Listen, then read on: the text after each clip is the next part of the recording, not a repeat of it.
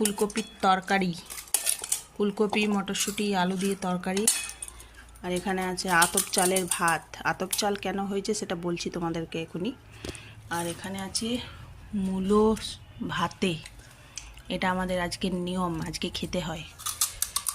এটা হচ্ছে, তার সাথে আমার ছেলের জন্য পাঁপড় ভাজা, ও তো এইসব দিয়ে খাবে না, ও পাঁপড় ভাজা লাগবেই, তাই পাঁপড় ভাজা। আর এখানে ঘিয়ের ডাব্বা রেখেছি, কারণ ঘি না হলে আতপ চাল খাওয়া যায় না। এই যে আজকে আমাদের নিরামিষ। আজকে আমাদের কেন বললাম আতপ চাল খেতে হয়, কারণ আজকে আমাদের ইতুর বিসর্জন হয়েছে।